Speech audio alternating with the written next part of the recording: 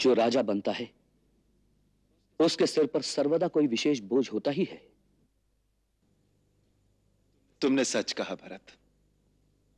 राजा के सर पर इतना बोझ होता है कि कभी कभी उठाना दुष्कर हो जाता है।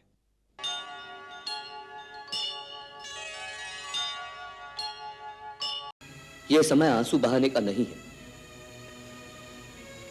मुझे तो ऐसा लग रहा है जैसे राजमहल में एक बहुत बड़ा षड्यंत्र रचा गया हो। किसी दुष्ट ने हमारे वंश का सर्वनाश करने के लिए हमारे सुख और शांति से भरे जीवन में विष घोल दिया है। मेरा पहला कर्तव्य तो यह बनता है कि उस षड्यंत्र की जड़ तक पहुंचकर उसे दंड दूं जिसने मेरे पिता की हत्या की है, जिसने मेरे भैया राम को देश निकाला दिया है। जिस पापी ने हमारे वंश पर ऐसा क्रूर आघात किया है, मैं उसे कभी जीवित नहीं छोड़ सकता, कभी जीवित नहीं छोड़ सकता।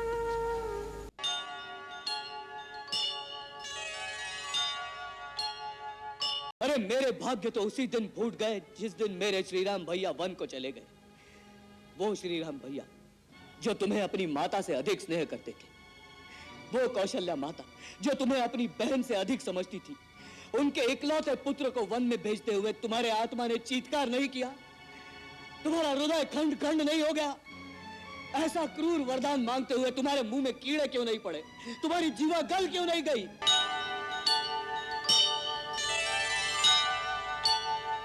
माता कैकेयी की एक भूल के कारण यह राज्य मेरे लिए कलंक का कारण बन गया था।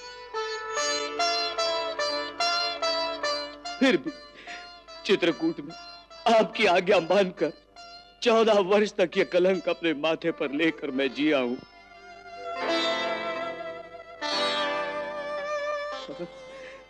अब यह राज मुझे फिर देने का अर्थ होगा कि वही कलंक फिर से मेरे माथे पर स्थापित कर दिया जाए।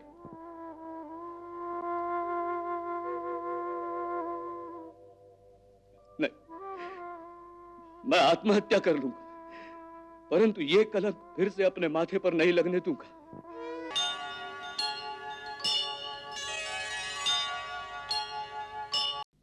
जो राजा बनता है उसके सिर पर सर्वदा कोई विशेष बोझ होता ही है।